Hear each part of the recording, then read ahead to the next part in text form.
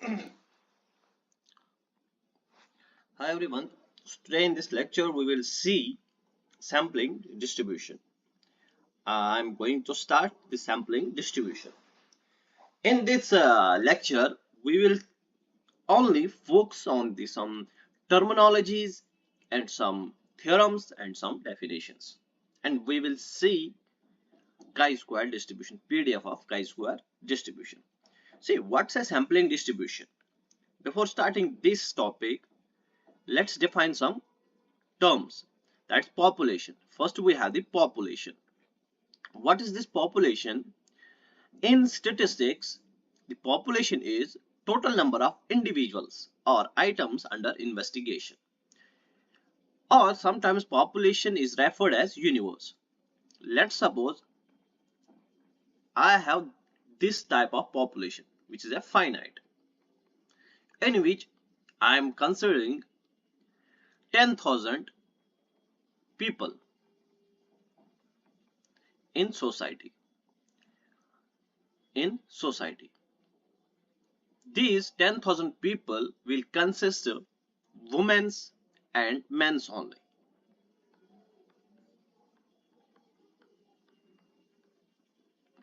ठीक है, तो पॉपुलेशन क्या होता है? जब भी मैं इन पूरे 10,000 को ले लूंगा, this is my population, let us suppose this is my population, तो मैंने पूरे का ले लिया ना, this will act as the universe for अस.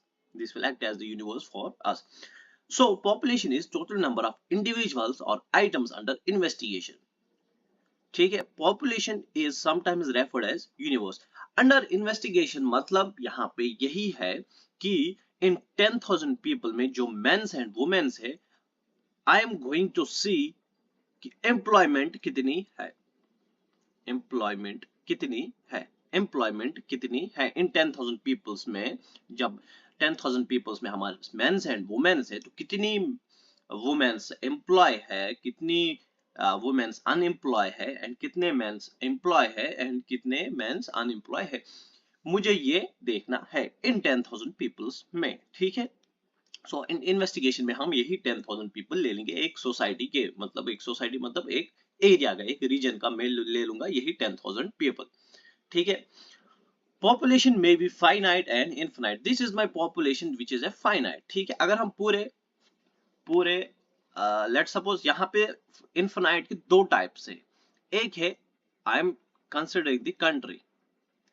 क्या कंट्री की पॉपुलेशन हम कैसे काउंट कर सकते हैं? कैसे काउंट कर सकते हैं? Region wise. अगर मैं होल ले लूंगा, दैट शुड बी इनफिनाइट. ठीक है, और अगर मैं पूरे वर्ल्ड की पॉपुलेशन ले लूंगा, this is also infinite. Clear? यहां मैं एक काम करता हूं, sea, water in the sea, that will be also infinite. But हाँ, अगर हम कंसिडर करेंगे वाटर सी, मतलब अगर हम इसको कंसिडर करेंगे कितना पानी है सीज में पूरे वर्ल्ड में, that should be infinite also. Finite है कि जो हम काउंट कर सकते हैं, इनफिनाइट है which can not be counted. ठीक है, this is denote by capital N. इसको हम कैपिटल एन से डिनोट करते हैं पॉपुलेशन को. So here are the examples of the finite population that the university student count for average height study, क्योंकि ये काउंटेबल है, यूनिवर्सिटी स्टूडेंट्स काउंटेबल है. Total families for average income study, ये भी फाइनाइट पॉपुलेशन है. Now what is sample and parameter? Sample and parameter ये होना चाहिए population and parameter. Let's see, देखते हैं. सी, a sample which is a subset of a population. ये मैंने लिया था 10,000 people, let's suppose. यहां से अगर मैं लेट्स सपोज मैंने 1000 पीपल ले लिया, नहीं 1000 नहीं, मतलब 4000 ले लिया 4000. This is the subset of whole population. Clear है? This is the subset of whole population. So this is my sample. ये मैंने सैंपल ले लिया. This sample will act as the unbiased estimator और कंसिस्टेंट एस्टिमेटर. यह हम बाद में देखेंगे कि यही सैंपल, जैसे हम मीन निकालते हैं इनका, सैंपल का मीन हम निकालेंगे, दैट्स एक्स बार, और पॉपुलेशन का मीन निकालेंगे, वो होगा म्यू। अगर एक्स बार म्यू के बराबर आया तब हम बोलेंगे वो अनबायस्ड एस्टिमेटर है, तब हम बोलेंगे वो अनबायस्ड एस्टिमेटर, मतलब ये ट्रू रिप्रेजेंटेटिव है, जो सैंपल है वो रिप्रेजेंट कर रहा है पूरे पॉपुलेशन को, that is called true representative. यह ये हम बाद की बात है, ये हम बाद में देखेंगे, clear. So let's focus on this here. A finite subset of a population, a finite subset, it's a finite subset of a population denoted by small n, denoted by small n. Example, selected university student, हमने एक group of students लिया था, उनमें हम अगर कोई student select कर रहे हैं, अगर हमने ले लिया 100 स्टूडेंट्स, अगर हमने ले लिया 100, वहां पे हम सिलेक्ट करेंगे 10 स्टूडेंट्स को, this is the sample and this is population. Low income family group, ये भी तो आपको समझ आ रहा होगा। Now what is parameter? ये कुछ definitions है which जो easy है, या आप बुक से भी खुद से भी कर सकते हो, लेकिन मैं बता रहा हूं क्योंकि ये हमें यूज होगी, इन्फ्रेंस में इनका पूरा यूज है। तो सी पैरामीटर, पैरामीटर होता है कि जो कॉन्स्टेंट्स को, जो मैंने यहाँ पे ये कहा, this is a parameter, mu is a parameter, क्योंकि ये पॉपुलेशन का कॉन्स्टेंट है, सो this is called parameter, clear. Mean, mean क्या होगा म्यू, वेरिएंस क्या होगा सिग्मा स्क्वायर, तो क्या होगा ये होगा हमारा पॉपुलेशन पैरामीटर, पॉपुलेशन कांस्टेंट, और ये होगा हमारे पास पॉपुलेशन कांस्टेंट। जो भी कांस्टेंट्स हमारे पास पॉपुलेशन के हैं दे आर कॉल्ड पैरामीटर्स, ठीक है। Let's suppose see mean, mu, mu क्या है हमारे पास population constant, variance sigma square population constant, standard deviation population constant, proportion population constant, this is the number of x divided by n, x divided by n, one observation divided by total observation, ठीक है, x divided by n. So these are my parameters, these are my parameters. So simply parameter याद रखना है कि these are the population constants. अच्छा, यहाँ पे एक चीज आता है parametric space, parametric space जो रियल लाइन पे from minus infinity to infinity lie करता है, from minus infinity to infinity lie करता है। और पैरामीट्रिक स्पेस क्या होता है, this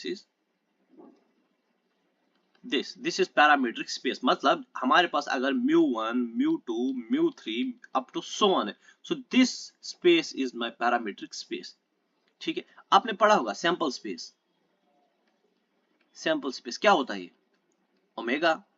अगर हम यहां से एक सैंपलिंग यूनिट ले लेंगे, this is sample space 1, first sample space। ऐसे ही अगर मैं पैरामीटर बोलूंगा this is my sample space 1, और पैरामीट्रिक स्पेस को बोलूंगा सैंपल स्पेस, पूरा सैंपल स्पेस, मतलब ये पूरा है, पैरामीट्रिक स्पेस होता है हमारे पास पूरे पैरामीटर्स, अगर एक ले लिया वो होगा पैरामीटर, अगर पूरा एक आएगा एक स्पेस में पूरा एक आएगा उसको बोलते हैं हम पैरामीट्रिक स्पेस। ये भी इन्फ्रेंस में हम पढ़ेंगे, ठीक है।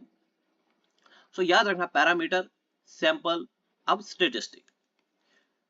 अभी आपने देखा पैरामीटर होता है पॉपुलेशन कांस्टेंट, वैसे ही स्टैटिस्टिक होता है सैंपल कांस्टेंट्स, और आई कैन से सैंपल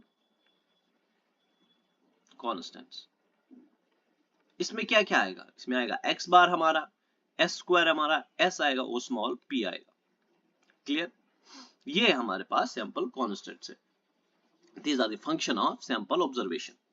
ये हम कहां से बनाते हैं, जब हमारे पास सैंपल होंगे।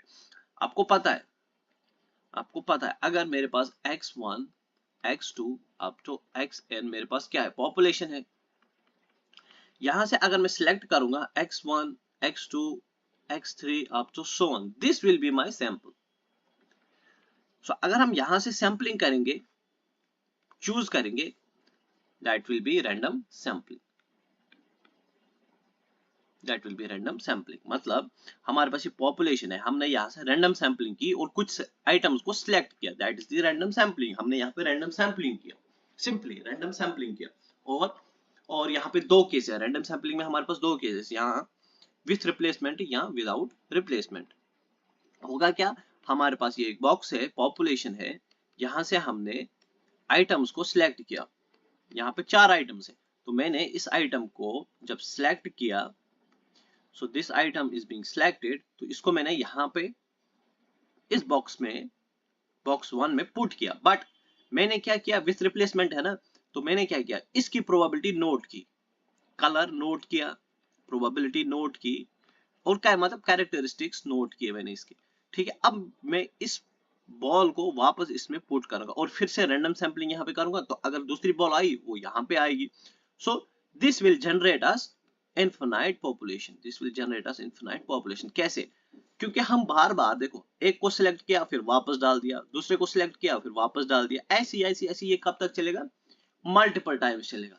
और सिमिलरली यहाँ पे जो विदाउट रिप्लेसमेंट है, विदाउट रिप्लेसमेंट है, ये बॉक्स 2 है, यहाँ पे भी 4 बॉल्स है, हमने इस बॉल को यहाँ पे सिलेक्ट किया, ठीक है, अब हम इस बॉल को सिलेक्ट करेंगे, ठीक है, इस बॉल को सिलेक्ट करेंगे, होगा क्या यहाँ पे, देखो डिफरेंस, देखो डिफरेंस देख लेना, डिफरेंस देख लेना, व्हाट विल हैपन हियर, यहाँ पे देख लेना, अगर इसकी इस बॉल की प्रोबेबिलिटी है 1/4, अब हमने इसको यहाँ पे पुट कर दिया, फिर से वापस डाल दिया, इस बॉल की प्रोबेबिलिटी या इस बॉल की प्रोबेबिलिटी या इसी बॉल की प्रोबेबिलिटी फिर भी रिमेन रहेगी सेम 1/4, क्लियर।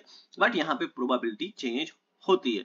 अगर हमने इस बॉल को सिलेक्ट किया, इसमें डाल दिया, अब ये तो नहीं आएगा वापस, तो इसकी प्रोबेबिलिटी रह गई 1/3, अब ये यहाँ पे आएगा, इसकी प्रोबेबिलिटी रह गई 1/2, इसकी प्रोबेबिलिटी रह गई 1, मतलब यहाँ पे प्रोबेबिलिटी चेंज होती है और यहाँ पे प्रोबेबिलिटी चेंज नहीं होती है, यहाँ पे प्रोबेबिलिटी चेंज होती है, क्लियर। ये था हमारे पास जो हम अभी देख रहे हैं, random sampling. So see, so sample यहाँ पे फंक्शन ऑफ सैंपल ऑब्जर्वेशंस है which are sample constants, so X bar, sample variance, sample proportion, यहाँ पे ये चीजें आपको याद रखनी है। देखो यहाँ पे एक रिस्ट्रिक्शन आती है, सैंपलिंग वेरिएंस में एक रिस्ट्रिक्शन आती है, that's why we have n-1। आपने देखा होगा पॉपुलेशन में n है, पॉपुलेशन में n है, कैपिटल N है, ठीक है, तो यहाँ पे एक रिस्ट्रिक्शन आती है which is n-1, number of observations minus restriction, so summation xi minus x bar whole square divided by n-1, ठीक है। Now what is sampling distribution? It is simply the distribution of statistic is known as sampling distribution। जो भी हम statistic बनाएंगे उसका distribution को हम sampling distribution कहते हैं। distribution of a statistic, किसका distribution है ये? statistic का distribution है ये, statistic का distribution है ये, statistic का distribution है ये। Statistic is a random variable, और statistic खुद क्या है? random variable, thus every statistic has a distribution called sampling distribution। statistic एक random variable ही है क्योंकि ये हम random sampling से ही लेते हैं, ठीक है, और यही statistic फिर बाद में बनता है estimator। जब हम estimate करते हैं पैरामीटर को, वहां पे हम इसी का यूज करते हैं, इसी statistic का यूज करते हैं, लेकिन हम वहां पे नाम देते हैं estimator, क्लियर।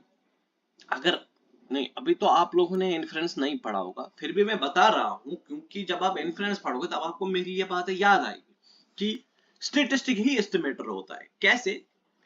जब हम एस्टिमेट करते हैं पैरामीटर को with the help of statistic, तो स्टेटिस्टिक हम क्या बनते हैं फिर? एस्टिमेटर। फॉर नॉर्मल पॉपुलेशन, देखो फॉर नॉर्मल पॉपुलेशन अगर x follows normal mu comma sigma square, तो x bar sample mean that's x bar ये किसको फॉलो करेगा? Normal mu comma sigma square upon n। ये हम अभी देखेंगे ये कहां से आया, ठीक है।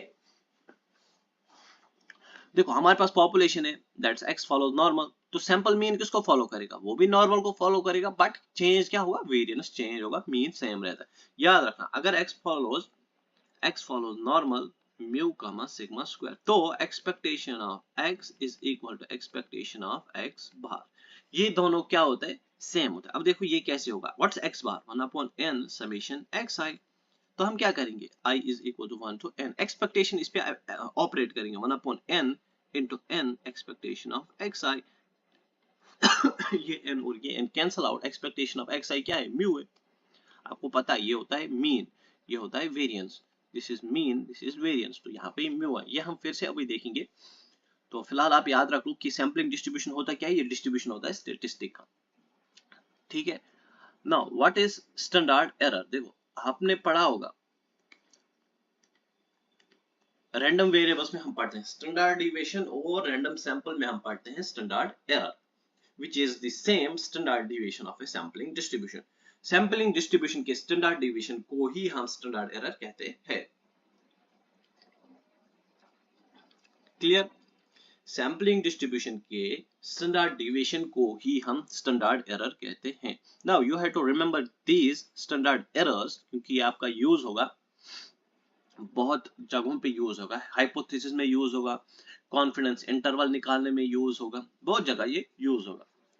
मेन आपको याद रखना है ये दो, क्योंकि ये दो आपके एंट्रेंस में भी है, standard error of x bar and standard error of difference of x1 minus x2, ये आपको याद होना चाहिए। तो see standard error of x bar, this is sigma upon under root n, what's variance of x bar, ये भी अभी तो हमने देखा ना, that sigma square upon n, तो under root of variance of x bar क्या होगा, sigma upon under root n, ये तो यही है, ठीक है। वैसे ही ये sigma 1 square upon n1 plus sigma 2 square upon n2, if sigma 1 square is equal to sigma 2 square, तो ये किसके बराबर आएगा, ये आएगा सिग्मा 1, यहाँ अगर ये दोनों बराबर है, this is sigma 1 upon n1 plus 1 upon n2, ये होगा अगर ये दोनों बराबर है, अगर नहीं है तो फिर सेम एज इट इज। और standard error of proportion is under root of P Q divide by n, standard error of p1 minus p2 is under root of p1 q1 divided by n1 plus p2 q2 upon n2. This is this. Now see.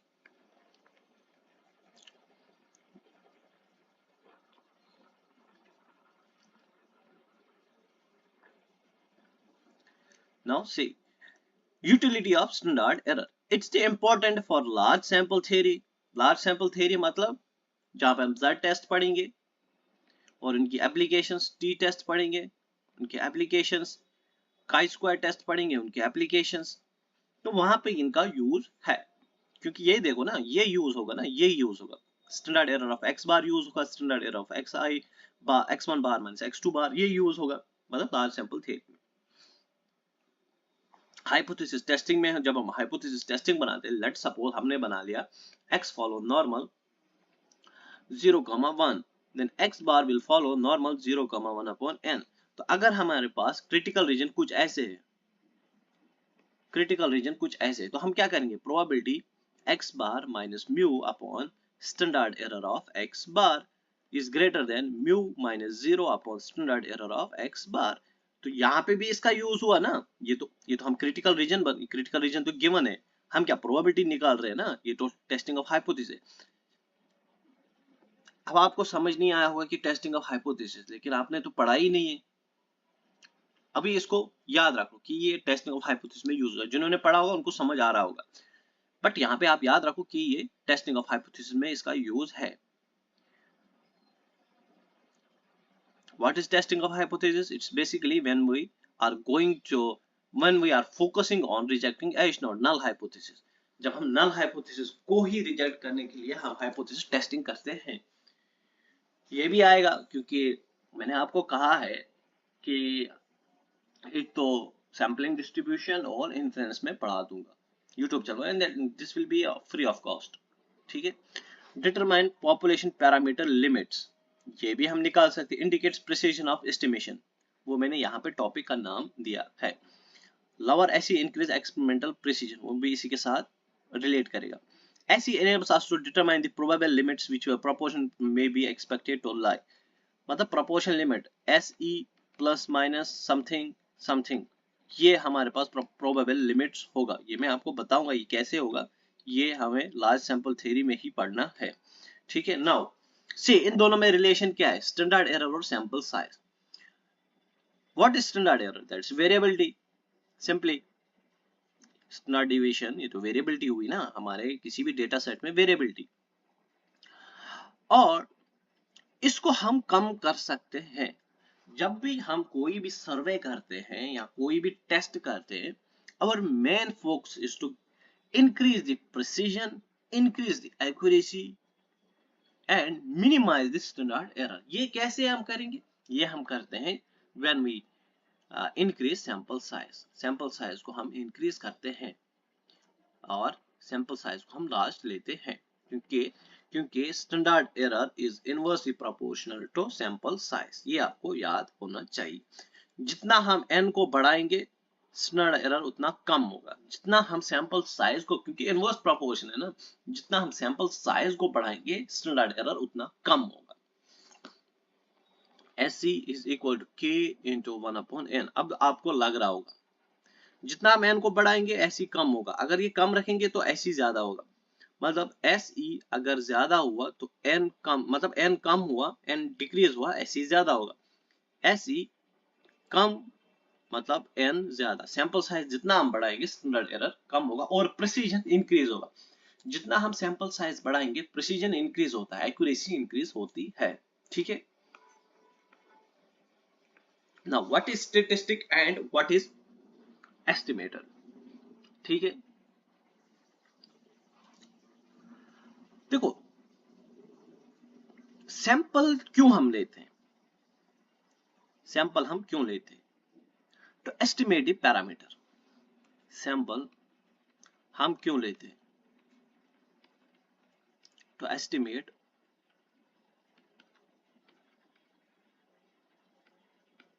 Parameter. क्योंकि sample से हमारे पास जो भी statistic बनेगा उसको हम estimate करने के लिए, उसको हम पैरामीटर को एस्टिमेट करने के लिए यूज करते हैं। ठीक है, सी यहां से हम क्या लेंगे, स्टेटिस्टिक लेंगे। लेट्स सपोज हमने कोई भी स्टेटिस्टिक लिया और ये statistic is used to estimate the parameter obtained from the sample।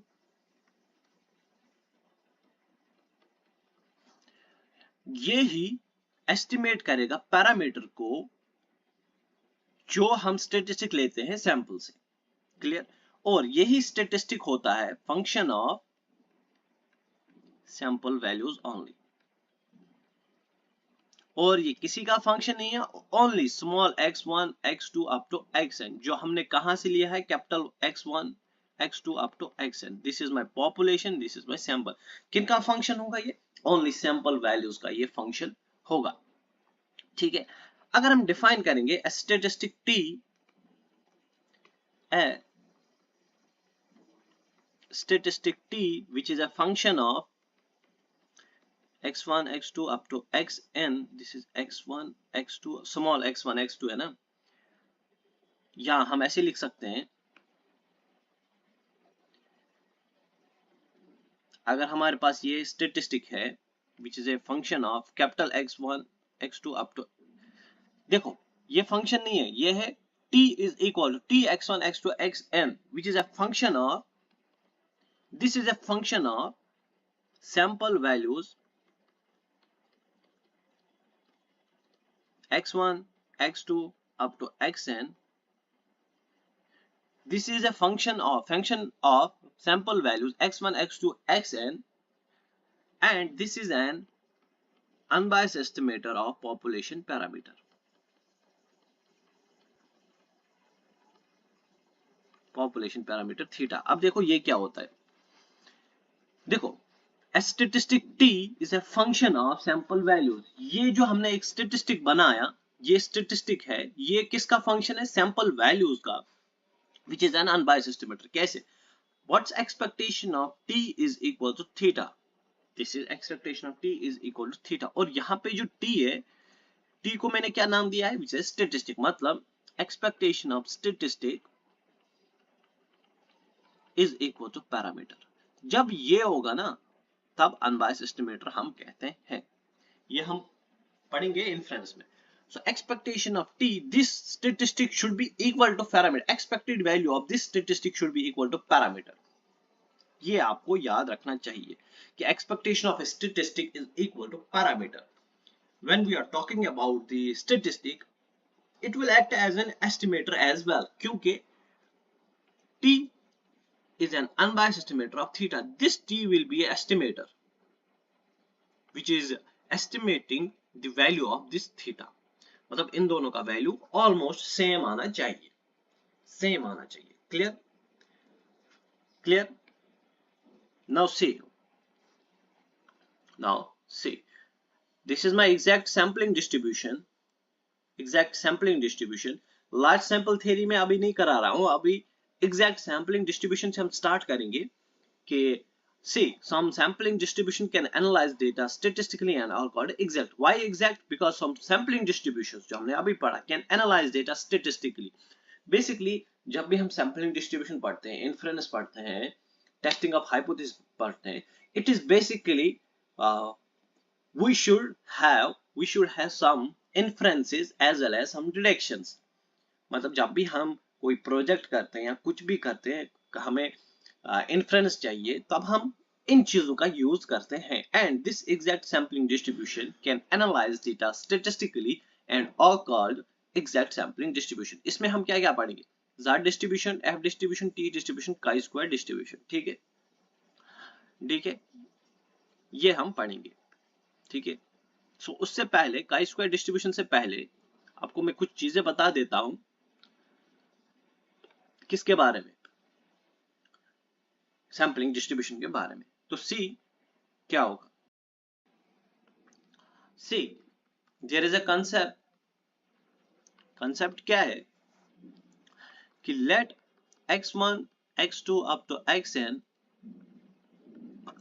be a random sample from exponential distribution with beta parameter. Exponential distribution population, ये हमारे पास रैंडम सैंपल है, तो हमें लिखना है इसी का जॉइंट. जॉइंट आपको पता होगा, जॉइंट रैंडम सैंपल हम कैसे लिखते हैं. जॉइंट रैंडम सैंपल हम कैसे लिखते हैं आपको तो पता ही होगा. What is joint random sample? What is joint random sample? See what is joint random sample. What's F of x? Exponential distribution है ना. What's F of x? This is 1 upon beta e raised power minus x by beta. See concept क्या है? एक concept ये है, when x follows exponential beta and when x follows exponential 1 by beta, इन दोनों में क्या डिफरेंस है? तो यहाँ पे जो पीडीएफ आएगा ना, वो आएगा 1 upon beta e raised power minus x by beta, और यहाँ पे जो पीडीएफ आएगा वो आएगा beta e to the power minus beta x. Beta x confuse नहीं होना. क्लियर? ये इसका है और ये इसका है. ठीक है, तो सी f of x is equal to 1 upon beta e raised power minus x by beta. Now अब हमें जॉइंट लिखना है. जॉइंट क्या होगा? f of x1 x2 up to xn. तो ये क्या होगा? Product of marginals. Product of marginals I is equal to 1 to n. So ये क्या होगा? 1 upon beta e raised power minus x by beta is my joint. ये आपको पता होना चाहिए. ये आपको पता, या इसको हम ऐसे भी लिख सकते हैं. इसको हम ऐसे भी लिख सकते हैं. This is also equal to 1 upon beta n e raised power minus 1 upon beta x1 plus x2 up to xn. इसको हम ऐसे भी लिख सकते हैं और इसको हम ऐसे भी लिख सकते हैं. 1 upon beta n e raised power minus summation xi upon beta. इसको हम ऐसे भी लिख सकते हैं where x is greater than 0. x is greater than 0. Clear? X is greater than 0. X is greater than 0. Now say, what is sample mean? What is sample mean? What is sample mean? क्या होता है ये? ये होता है x bar which is equal to x1 plus x2 up to xn divided by n, which is simply 1 upon n summation xi. I is equal to 1 to n. This is my sample mean. This is my sample mean. And what is sample variance? That's s square, which is 1 upon n minus 1 summation n is equal to 1 to I is equal to 1 to n xi minus x bar square. So this is my sample mean and this is my sample variance. This is my sample mean and this is my sample variance. And what is standard deviation? This is under root of s square. This is my standard deviation.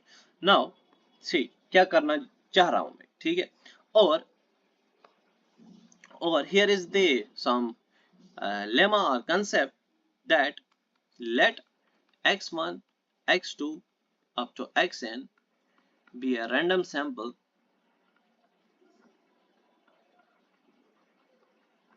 from a population, and let g of x be a function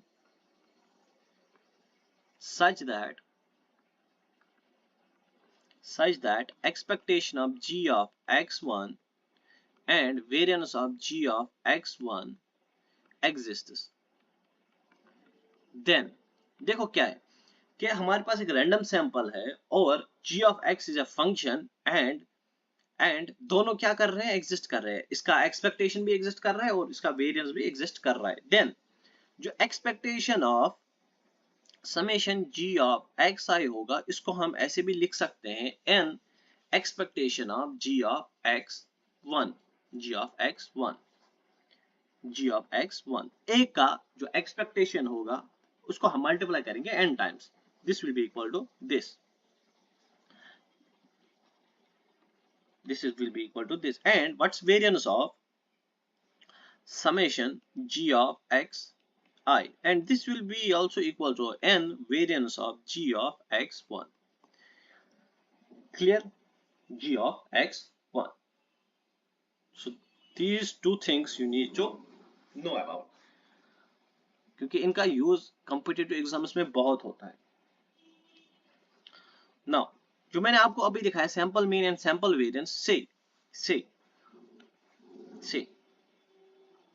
theorem लिख लो. Let x1 up to xn be a random sample from a population with mean mu and variance sigma square which is less than infinity. Then जो expectation of x बार होता है वो होता है mu के बराबर, और वेरिएंस ऑफ x बार होता है वो होता है बराबर किसके बराबर, सिग्मा स्क्वायर अपॉन n, और एक्सपेक्टेशन ऑफ s स्क्वायर होता है बराबर सिग्मा स्क्वायर, और वेरिएंस ऑफ s स्क्वायर होता है बराबर 2 sigma 4 upon n minus 1. Remember these things. इनको आप प्रूव भी कर सकते हैं, कोई दिक्कत की बात नहीं है. so, कैसे, अगर x follows normal mu comma sigma square. Clear. तो एक्सपेक्टेशन ऑफ x क्या होगा, this is equal to mu. So expectation of x bar क्या होगा, 1 upon n summation expectation of xi. So this will be equal to ये और ये इसके साथ कैंसिल, एक्सपेक्टेशन ऑफ xi क्या आएगा, म्यू आएगा. Clear. And what is variance of x bar, this is simply sigma square upon n. This is simply sigma square upon n.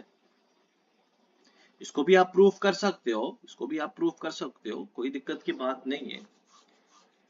इसको भी आप प्रूफ कर सकते हो वेरिएंस ऑफ x बार. कैसे देखो कैसे. what's x bar, 1 upon n summation xi. इस पे वेरिएंस ऑपरेट करो. अभी तो हमने देखा ना, वो होगा 1 upon n square summation variance of xi. so this is 1 upon n square into n variance of xi is sigma square. ये और ये cancel out, this is sigma square upon n. यही तो अभी मैंने आपको दिखाया ना पहले. Clear. And what is s square, s square is equal to 1 upon n minus 1 summation xi minus x bar square. xi minus this is equal to this. This is equal to this. So see, expectation of s square, the 1 upon n minus 1 expectation of summation xi minus x bar square. अब इसको आप open करो. This is 1 upon n minus 1. This will be equal to expectation of summation xi square minus n expectation of x bar square. So this will be equal to 1 upon n minus 1 n. What's expectation of xi square? ये किसके बराबर होगी, होगा sigma square plus mu square. क्योंकि अगर ये whole होता तो ओनली म्यू स्क्वायर आ जाता, लेकिन ये इस पे स्क्वायर है, एक्स आई स्क्वायर है. As you know, variance of x is expectation of x square minus expectation of x whole square. तो यहाँ से ये हमें चाहिए. This is variance of x plus expectation of x whole square is equal to expectation of x square. तो वही तो मैंने लिखा. This is sigma square. This is mu. This is mu square. So n sigma square plus mu square minus n. What's expectation of x bar square? ये इस पे square है, पूरे पे नहीं है, इस पे स्क्वायर है. तो ये क्या आएगा? सिग्मा स्क्वायर अपॉन एन, क्योंकि हमने देखा variance of x bar is sigma square upon n plus mu square. और देखो यहां से क्या होगा, 1 अपॉन एन माइनस 1. और यहां से क्या होगा, देखो this is n sigma square plus n mu square minus sigma square, क्योंकि जब हम इसका मल्टीप्लाई इसके साथ एन एन और एन कैंसिल आउट होगा, माइनस एन म्यू स्क्वायर. तो यहां से ये और ये कैंसिल आउट, तो बचा n minus 1 sigma square. This and this cancel out, यहाँ पे बचा sigma square. So expectation of s square is equal to sigma square. Expectation of s square is sigma square. What is this? This is statistic. And what is this? This is parameter. Clear? Clear? Now here is another theorem. इस theorem के बाद हम sampling chi square distribution start करेंगे. The theorem is let x1 x2 up to xn be a random sample from normal mu comma sigma square distribution. Let x is equal to 1 upon n summation xi and s square is equal to 1 upon n minus 1 summation xi minus x bar square. I is equal to 1 to n. पता है आपको ये? पता है आपको ये? ठीक है. So now जो x bar and s square होगा ना, ये होगा आपस में independent when distribution is normal. When distribution is normal.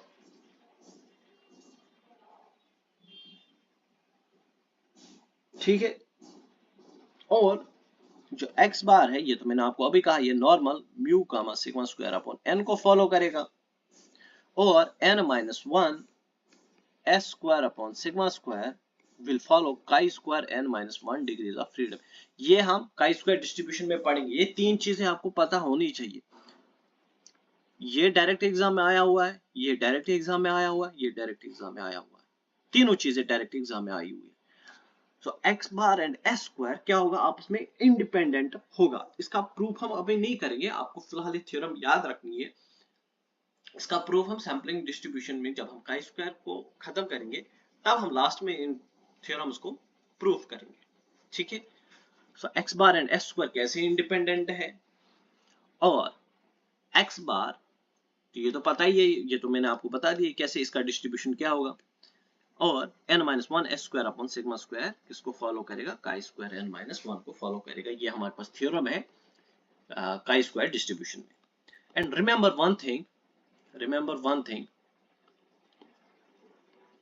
One thing कि before starting the sampling distribution, और कौन सा डिस्ट्रीब्यूशन, सैम्पलिंग डिस्ट्रीब्यूशन जिसमें हम chi स्क्वायर डिस्ट्रीब्यूशन पढ़ेंगे, go and visit the transformations first.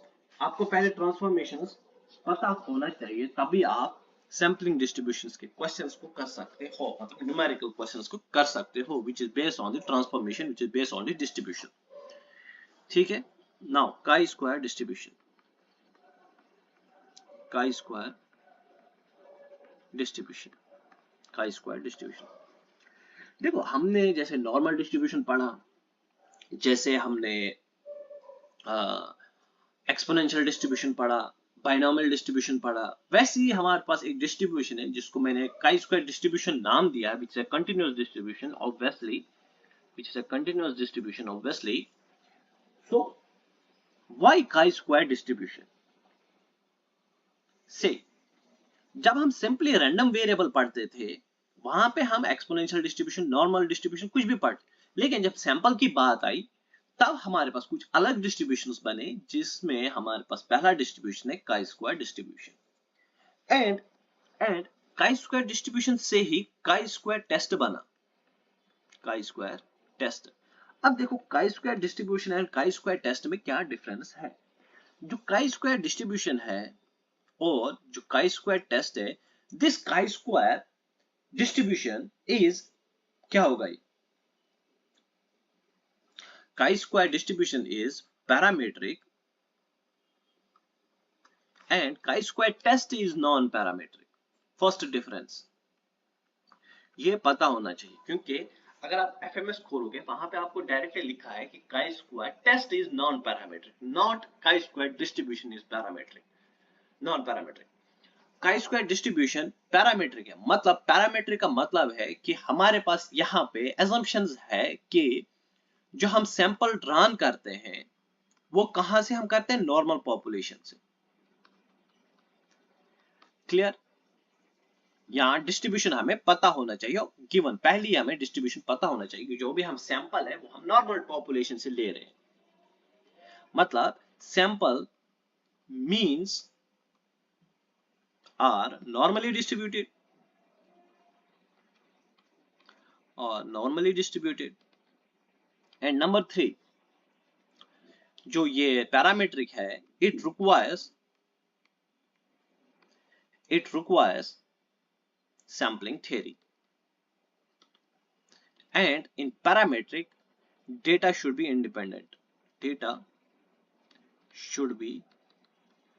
independent, मतलब काई स्क्वायर डिस्ट्रीब्यूशन जो है ये पैरामीट्रिक डिस्ट्रीब्यूशन है। अब पैरामीट्रिक क्या होता है, पैरामीट्रिक होता है जब हमारे पास पहले ही गिवन होता है कि जो भी हम सैंपल ले रहे हैं वो हम नॉर्मली, मतलब नॉर्मल पॉपुलेशन से लेंगे, या सैंपल मींस क्या है, नॉर्मली डिस्ट्रीब्यूटेड है, और जिसमें हमारे पास सैंपलिंग थ्योरी का पूरा यूज होगा, और जो डेटा है वो इंडिपेंडेंट होना चाहिए। ठीक है, वो इंडिपेंडेंट होना चाहिए, वो इंडिपेंडेंट होना चाहिए। और जो काई स्क्वायर टेस्ट है which is a non parametric test, अब इसके कुछ assumptions है कि data should be nominal data या क्वालिटेटिव डेटा। मतलब जब भी हमारे पास रैंक्स हम बताते हैं, मीडियन बताते हैं, जैसे हम नॉन पैरामीट्रिक टेस्ट में क्रुस्कल वालिस टेस्ट पढ़ते हैं या रन टेस्ट पढ़ते हैं, साइन टेस्ट पढ़ते हैं, those tests are non parametric, और chi square test is also a non parametric test। आपने देखा होगा chi square test में जब हम होमोजेनिटी की बात करते हैं या गुडनेस ऑफ फिट की बात करते हैं, so this test basically chi square test is non parametric, as well as Kruskal-Wallis run test, these are also non parametric test। so यहाँ पे हमारे पास no assumption about normality, no assumption about normality कि distribution कुछ भी होगा about normality. यहाँ पे distribution कुछ भी होगा, यहाँ पे हमें ये नहीं जानना है कि डिस्ट्रीब्यूशन कहां से लिया है, क्या वो नॉर्मल है या वो कुछ और है, कुछ भी हो सकता है, बट नॉर्मलिटी के लिए assumption नहीं दिया है। यहाँ पे पॉपुलेशन देखो, नो पॉपुलेशन पैरामीटर भी है, नो पॉपुलेशन पैरामीटर। हमारे पास सीधा कुछ डेटा पॉइंट्स गिवन है 1 2 3 4 5 6, अप्लाई क्रुस्कल-वालिस टेस्ट या रन टेस्ट, सिंपली डिस्ट्रीब्यूशन कुछ नहीं पता है, ऐसी डेटा पॉइंट्स गिवन होगा। क्लियर? अभी आप देखोगे ना, जब आप काई स्क्वायर टेस्ट में पढ़ोगे कि हमारे पास डेटा गिवन होगा तो हमें goodness of fit of test लगाना है, ठीक है, वो सब हमें निकालना है। और जो काई स्क्वायर टेस्ट है इसकी कुछ एप्लीकेशंस है, goodness of fit of data, goodness of fit हो गया एक, दूसरा हो गया काई स्क्वायर टेस्ट फॉर इंडिपेंडेंस,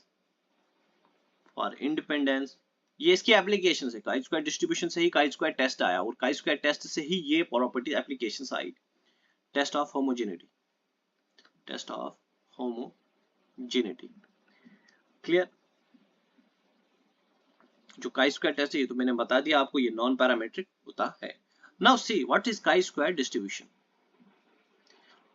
और ये हम कहां से ले आते हैं, chi square distribution, chi square distribution, और ये हम कहां से लेके आते हैं। See when x follows normal mu comma sigma square, mu comma sigma square, ठीक है।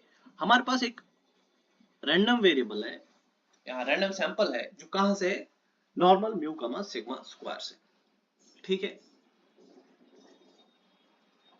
इसको आप स्टैंडर्डाइज्ड फॉर्म में चेंज करो।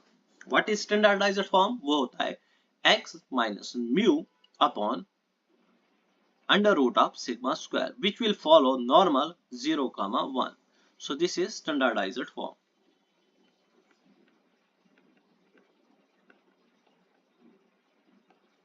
Standardized form. अगर हम इसी का पूरे का स्क्वायर ले लेंगे, ये फॉलो करेगा काई स्क्वायर 1 को। This is chi square 1, 1 is degrees of freedom, 1 is degrees of freedom. वो मैं बताऊंगा वो क्या होता है, फिलहाल आप याद रखो, क्योंकि अभी इसका नेक्स्ट लेक्चर भी आएगा, इसके 3-4 लेक्चर्स और आएंगे, डिग्रीज ऑफ फ्रीडम पे हम आएंगे। फिलहाल याद रखो कि x minus mu upon under root of sigma square का होल स्क्वायर फॉलो करता है काई स्क्वायर 1 को। किसको फॉलो करता है, काई स्क्वायर 1 को। अगर मेरे पास कुछ ऐसे है x follow normal 0, sigma square, तो यहां पे क्या होगा, x upon under root of sigma square whole square, ये किसको फॉलो करेगा, this will follow chi square 1 also. Clear. अच्छा, ये तो काई स्क्वायर 1 को फॉलो करेगा। अगर मैं ऐसे लिखूंगा summation xi minus mu upon under root of sigma square whole square, ये किसको फॉलो करेगा, ये किसको फॉलो करेगा, ये फॉलो करेगा काई स्क्वायर n को, क्योंकि यहां पे n बार है, this is n times multiple, तो यहां पे एक ही है, तो काई स्क्वायर 1, यहां पे n है, तो काई स्क्वायर n। और अगर हम इसकी पीडीएफ की बात करेंगे, this is chi square n, अगर हम इसकी पीडीएफ की बात करेंगे, इसका प्रूफ भी हम करेंगे, पीडीएफ आया कहां से, this is simply f of x is equal to 1 upon gamma n by 2 n by 2 e raised power minus x by 2 x n by 2 minus 1, x is greater than 0। see, अगर काई square 1 होगा, मतलब 1 degrees of freedom, मतलब if n is equal to 1, if n is equal to 1,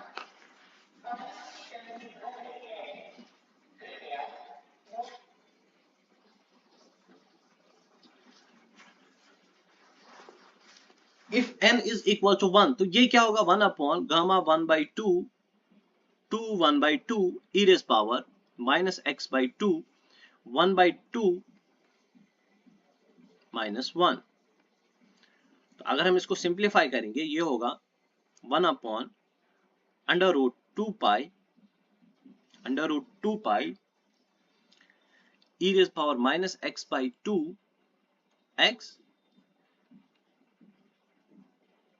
minus 1 by 2। so ये कुछ ये होगा। Clear. और अगर हम n is equal to 2 लिखेंगे यहां पे,